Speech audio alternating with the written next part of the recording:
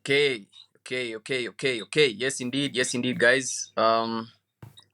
Welcome here to another episode of the Pitboard discussions, where the checkered flag is just the beginning. I'm your host, AS the Trouble Man himself, joined here as usual by my ever so gracious co-hosts, Mr. Less Troublesome Dan. Yeah. And Mr. No Cap himself, the Don, repping McLaren today in polo. Muchiri. Papaya. Will you How tell you our doing? listeners this is the second time we are recording? Yeah. Okay, first things first. Apologies for the late, content. But we tried shooting yesterday. Most guys might not know this, but unfortunately kulikuwa na mishaps hapa na pale. But hey, here we are. I know there are guys who have been waiting for this for a minute. Fresh from COTA. This is episode, I think, 19, if I'm not wrong. Plus 19 of the Pitboard discussions this year. And much to discuss. First things first, let me not even go far. I'll start with the hottest topic right now, and that's Leclerc and Plankington. If you're unaware who those are, that's the new alias for Charles Leclerc and Sir Lewis Hamilton, respectively. I'd really love to hear your thoughts on it and what you made of it. Let me hear first from you, Ramen. What did you make of it? Oh yeah. The finish of COTA and the controversial takes that happened after. Yeah. So the news actually broke pretty late on this side of the pond. So for anyone who doesn't know, all three of us were in Nairobi, Kenya. So we're talking about around 3 a.m. in the morning when I think most of us were asleep. Probably by the time we were going to sleep, we knew that maybe Charles and Hamilton were summoned to the stewards. That was after the post-race checks. But by the time we were going to bed, we didn't know what the verdict was. So I'm pretty sure a huge chunk of people look up to the surprise or to the news that Hamilton and Charles were actually disqualified from the US GP.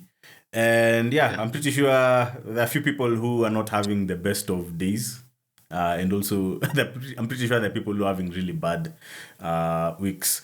But there's nothing really much to talk about it because it was a pretty straightforward thing. No controversies. But of course, you'll expect a few fans here and there to throw some conspiracy theories around, which I wouldn't want to get into. But it's one of those cases where we haven't seen disqualifications happening often. Like I had the last disqualification I think happened in 1994, and this is the excessive plankware thing.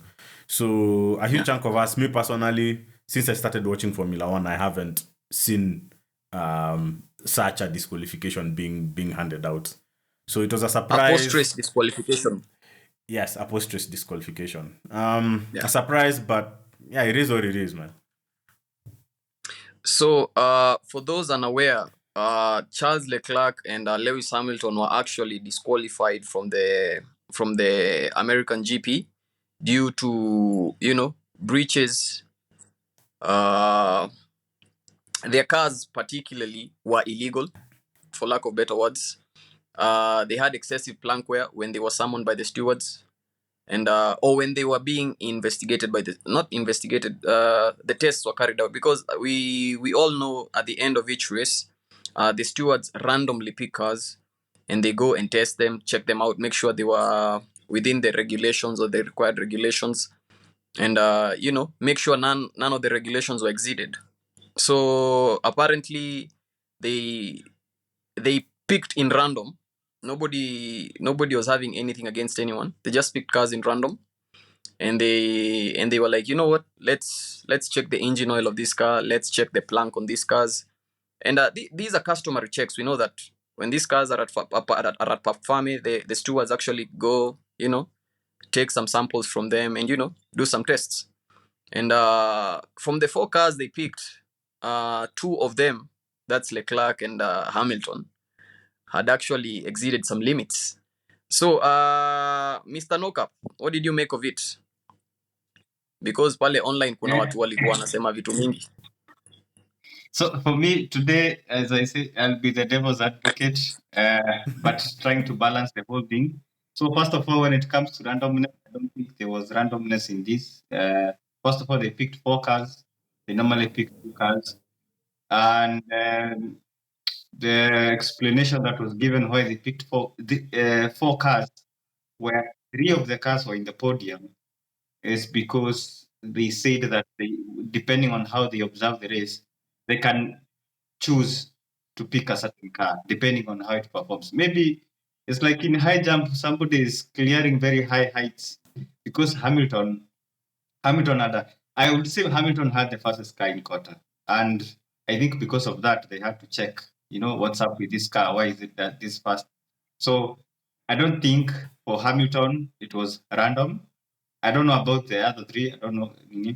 So they have the right to do that. So I don't think there's a fault in that. And the fact that the car was found to be illegal, as I always say, it isn't cheating until you're caught. So until he was caught,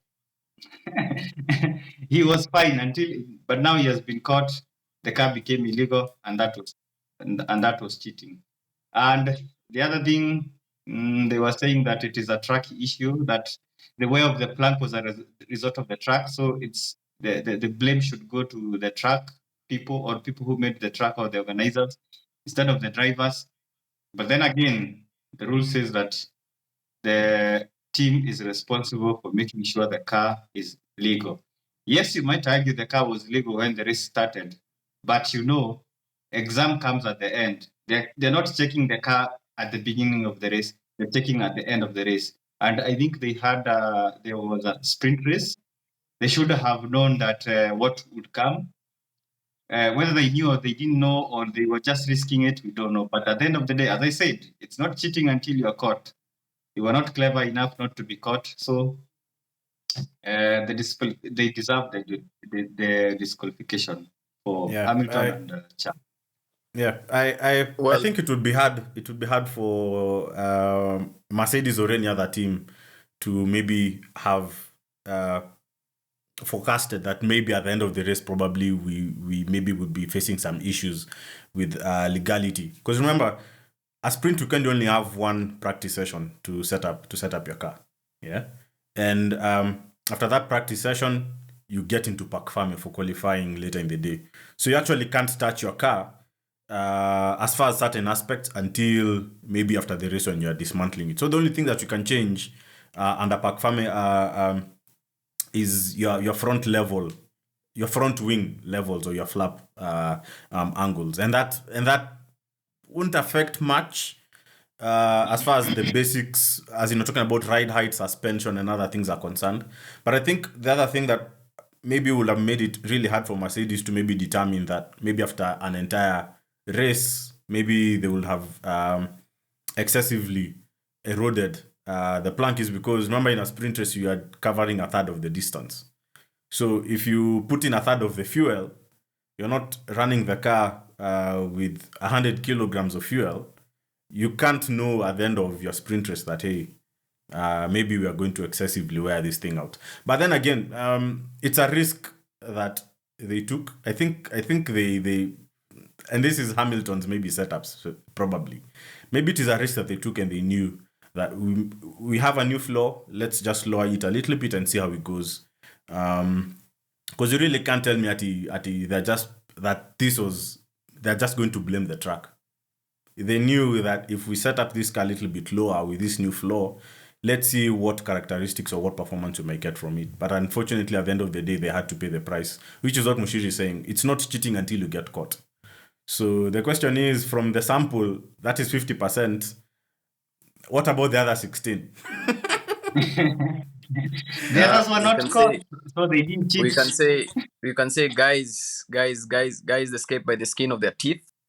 And it was really nice. Okay, not nice. I don't want to receive some backlash from the fan base, but it was really interesting to see Mercedes, being a team known to be a stickler for rules. It was really interesting to see them have the rules bite them back. So yeah, That wasn't the only thing happening at COTA though. Max Verstappen was also happening at COTA. So Max Verstappen won the sprint race and went on to win the Grand Prix itself. For those who don't know, Max was facing a tumultuous, for lack of better words, a tumultuous Grand Prix or a tumultuous weekend where he had his lap times deleted at quali. That had him starting at sixth. And pre quarter, we knew rather that no one has started outside the front row at quarter and actually won the Grand Prix. So it was a challenge for Max. He went on the following week. He went on the following day during the sprint race. Took pole and won. And in the weekend it was business as usual for Max Verstappen. What did you make of it? Let's start with you, Muchiri. I hope you realize that Charles and Max exchanged. Max started sixth, finished first. Charles started first, finished sixth, and it's also that Charles has acquired another badge. Starting from pole, he has had DNS, DNF, and disqualification, DSQ. Yeah. So He's I would actually say, gotten all three of them. yeah. So Max, as we have seen this season, is a curse breaker. He is breaking all the curses that have been set in front of him. And for COTA, but personally, in the first stint, I did believe that Lando was going to win, but Max was very patient with it, although not on the radio. But the race came back to him, and he was able to pick car one after the other until he picked Lando. And then Hamilton was coming very hot at the end of it, but he managed to hold off even with the brakes failing. So that was quite commendable for Max to win. That was a good way to win his 50th Grand Prix. So kudos to him. And to those who are booing him, he doesn't really care. You can continue to boo all you want. As long as he's getting the trophy, he's okay with it. Well, that's another thing I wanted to prompt. And this question will go to you, Ramen. You're the one who will have the opportunity to talk about this. The Max Verstappen booing. So we did hear rather a few boos here and there, a few jeers at the podium when Max was getting awarded his P1 trophy, ugly trophies at that. When he was getting awarded his trophies, we did hear some jeers, and you guys know we've talked about it, we've discussed it, and I'm totally against it. It's not Max Verstappen's fault. He's actually dominant, and we were talking about it more with you, Ramen, and we were saying how some of the guys jeering at Max Verstappen, when you pick one and pull them to the side and ask them, why are you jeering?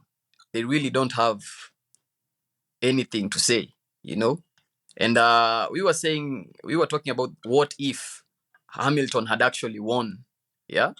And he got disqualified later on. The scenes. We were actually talking about that. And I'll just let you have it, What did you make of Max being jeered? It was also a milestone weekend for him because that was his 50th win, Yep. I think. Yep. That was his 50th win. What did you make of it?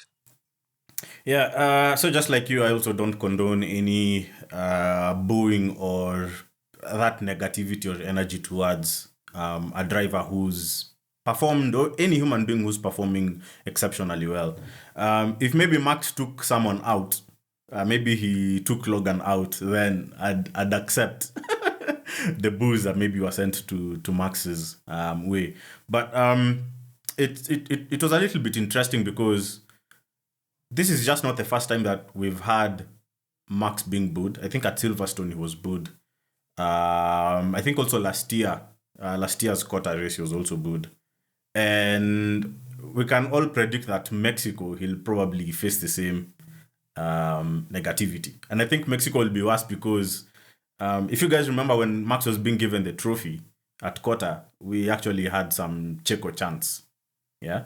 And Checo and COTA COTA, we can actually say COTA is the second home race to Checo. So if Yeah. COTA, we already had a few Checo fans. A lot of Mexicans in Texas, yeah? Yeah. Hey, more than Brazil. No, I'm just saying. Yeah. So But hey, Brazil, sorry. Brazil, Hamilton is an honorary citizen at Brazil. So hey, it's going to be tricky. yeah, I Brazil think is second. I think Brazil is more Hamilton than Checo. Yeah, he is an honorary citizen there. Yeah. Okay. Yeah. But just cutting it short and sweet. Max, at the end of the day, we can say he's that villain who's propelled or who gets excited with negativity. so remember after Singapore, guys were like, "Oh, Max, you lost your whatever consecutive win run," and Max was like, "Hey, okay, let's see how Suzuka goes." So Mexico also, we should also be expecting the same negativity. Of course, we don't condone it. As fans of the sport, sometimes you just have to put our biases aside, and you have to celebrate and tolerate and also congratulate wins or places where people have exceptionally done well. So yeah, it's something that we really can't police or control, but it's just something that you have to accept as part of the sport, which attracts fans who have different passions and are subjective to different emotions that they may be having at that particular time. So let's see how Mexico goes. Let's see if guys will be cheering for Max / Red Bull, or they'll be booing Max / Red Bull and Checo on the side. Yeah. Okay. Moving on, we did see more Ferrari mistakes over the weekend when Charles Leclerc was actually, left to fend for himself again. Ferrari tried a one-stop strategy and it didn't really materialize. They actually ended up, throwing him to the wolves. And I won't talk much about it because it was part of the strategy, It was part of the strategy. And we got to see disqualifications that actually benefited Ferrari more than it hurt them. Because we do know at McLaren, Oscar Piastri DNF'd. Lando was leading the race at some point, but Lando, he can never convert a lead into a win. Don't do that. We know Lando, he can never convert a lead into a win. Hey man, You 100 were races talking, you in, were this guy talking still about has Ferrari blunder. this guy still has no win 100 races in. Yeah, I'm gonna keep reminding you guys of that. Yeah, I'm gonna keep reminding you guys of that. Nah, I'm just saying it as it is. George has 100 races and he already has his win. So why doesn't Lando have his? Anyway, so Ferrari got to shave off some points in the gap between them and Mercedes because Hamilton getting disqualified meant Carlos Sainz moved up to the podium places in P3, extending his wonderful record of actually appearing in podiums when he hasn't actually participated in them in reality. That's his third podium he's actually been awarded without participating in. So yeah, Ferrari, that happened. They shaved off 6 points from the Mercedes lead. And it was a weekend to kind of remember and forget at the same time. It was a sweet and sour moment for them. I think they'll take it. But definitely a sucker punch for Leclerc because those points that he lost meant, Lando Norris actually one-upped him on the standings. So anyway, away from that, and I'll have to ask you guys to the meat of the story, your drivers, teams, and melons of the day. Let's start with you, Muchiri. I just want to mention something about the Ferrari thing is because did you watch there's this guy who makes comedy on the internet about the Ferrari thing, and he was saying talking to Charles, we are going to do a one stop, and I think it's going to win us the race. And then he turned to Carlos, he said, we're gonna do a two stop, and I think it's going to win us the race. So when Charles was told to let Carlos pass by, he was like, what? Yeah. But anyway, I think if you ask me, by the time you were watching the race, nobody could have known whether a one stop or a two stop was the better one. especially when Hamilton stopped and he was looking very fast while catching up to both Lando and Max. But anyway, coming to the driver of the day, so for me, as I said before, it was any person on the top 10, even Checo, I think deserves the driver of the day. I think all of them did very well, and I said especially the two Williams. And Williams, that's why they make for me the team of the day. And for melon of the day is, I'll bring it back to Ferrari. They could have done a better job, especially with Charles. And asking him, "Oh, what do you think about split plan C?" when it was already too late. Sometimes you have to take the chance. Like Hamilton, the way he did. Hamilton, I think he was trying a one-stopper and then like almost immediately realized that it is not going to work and he pitted. Like if Charles pitted the same time as Hamilton pitted, he could have had a better result. But it doesn't really matter because their car was illegal. So that was my driver, team, and melon of the day. Okay, ramen noodles. Come on, talk to us. Who was your driver, Hey. team, and melon of the day? Hey, you already know my driver of the day, man. Max. Max. Okay. Yeah. He didn't have an easy weekend. So remember again, he qualified. He had the fastest time in Q3, and then that got deleted, and he dropped to P6. So that basically meant, come rest day on Sunday, he was starting P6, and we know the guys who are up ahead. We're talking about the McLarens, Ferraris, and the Mercedes. Those guys they proved to be really quick at COTA. So Max already had some. We already knew that Max had some work to do to try and get those places back. To be honest, I when the race started a couple of laps in, I honestly thought that Lando was going to take this home, and I didn't think Max was actually going to win this.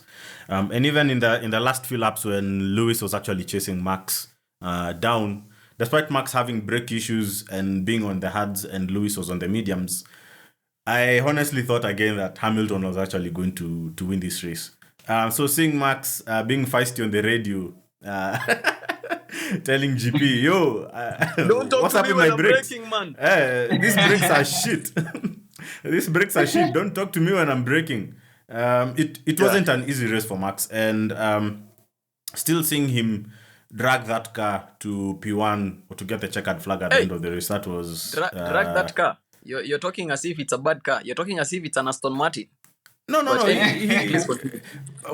I say drag, okay. When I say drag, I mean comparing the speed or the lap times that he had compared to Lewis behind, because he was losing almost like 0.8 or 0.7 of a second per lap.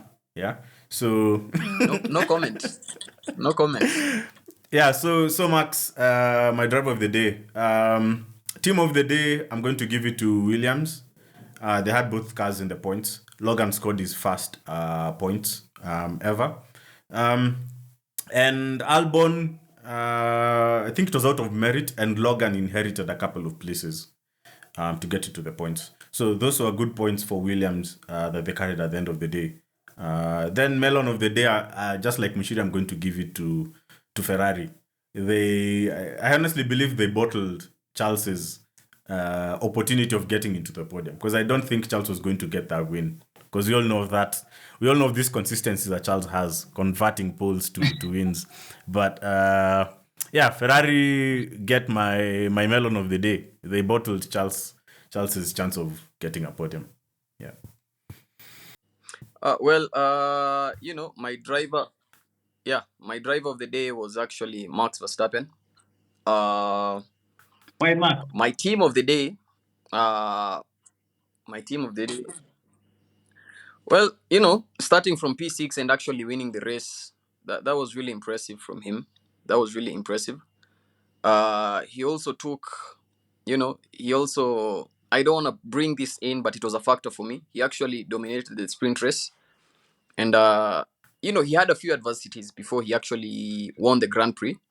And, seeing people hating him and actually jeering him on the podium, it's not a sympathy vote, but it's actually one of them whereby I'm like, I'm going to support you because guys are not trying to support you. So yeah, I'll support Max Verstappen.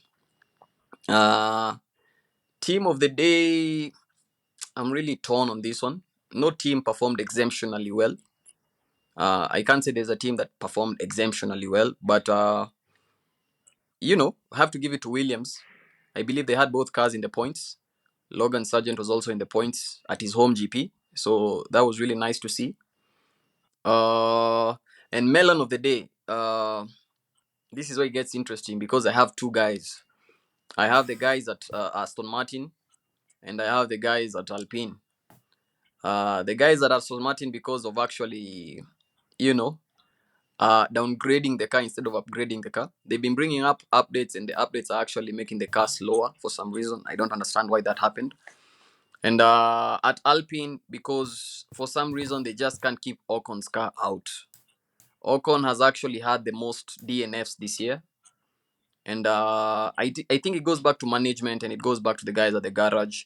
They need to do something. They need to change something. And I know some of the things actually aren't the garage guys' fault, but they still need to work on it. It's a team sport at the end of the day. Guys always want to make it out as an individual sport, but Formula One is a team sport, and they need to fix those, miscellaneous, those other things, or those things that aren't really in the limelight, because it starts at the back rooms, it starts at the paddocks, and we see these things projected towards the track or on the track, and they need to fix that. And once they fix that, I think they'll start getting points that they deserve, because the DNFs have actually costed Alpine a lot of points. And yeah, that's basically it. That's my driver team and melon of the day. So sorry, I had dropped off, by the A way. few I hope you can hear clarification me. for Ocon retiring. It was a racing incident. Gasly did have a good race, so I think Ocon would have had a good race. And also for Aston Martin, Nani scored points, and I think I don't know where I read somewhere where Stroll was matching in the final stint. He was matching like in a land, but land was on hards. So the app seemed to work, Yeah. but when Alonso Anyway, reverted back to guys, the old one, he did come fighting, but I think I do believe the new upgrades were better. I don't know, maybe Alonso couldn't get into terms with them, but we'll see. We'll see if Alonso keeps the old spec or the new spec come to Mexico.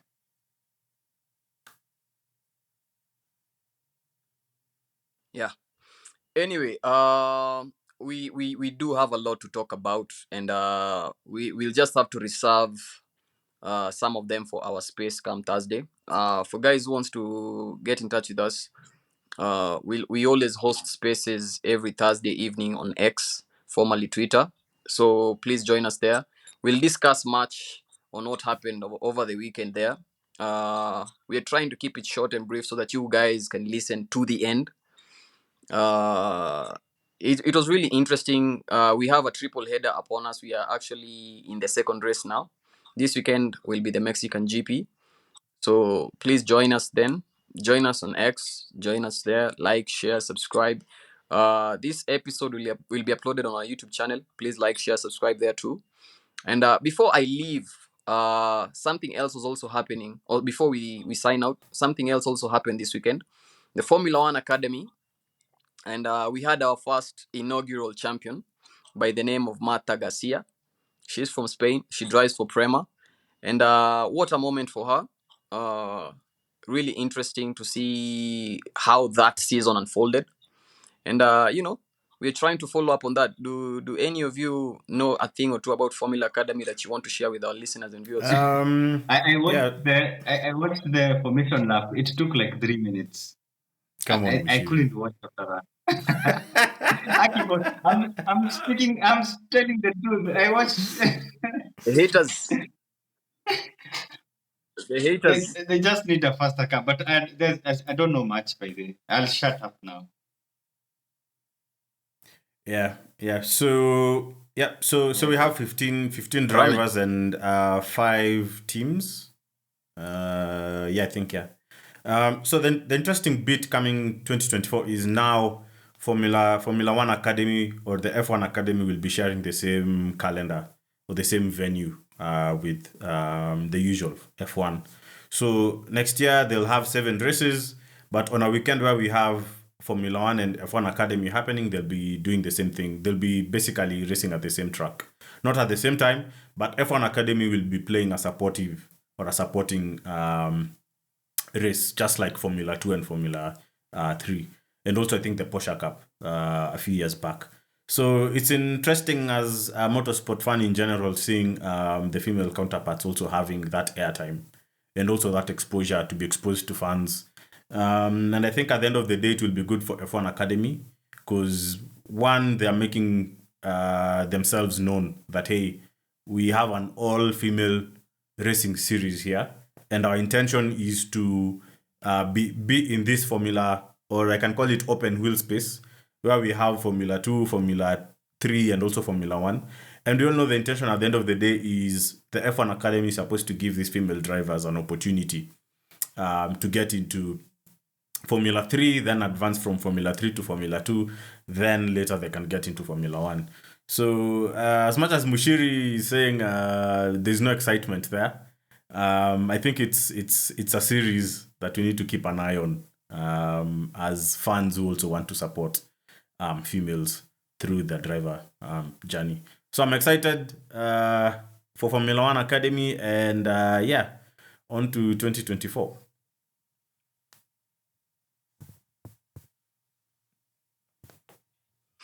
Okay, and that concludes our episode for today. Thank you guys for joining me to discuss motorsport again. Catch you guys on Thursday, yeah, on the space. I hope you guys join us. A rather short episode today. We wanted most of you to listen to the end.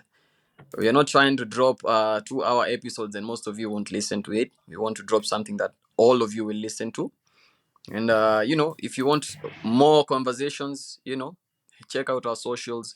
We have a Formula One group on WhatsApp. If you guys are trying to join that too, prompt us on our socials, and we'll send you the link.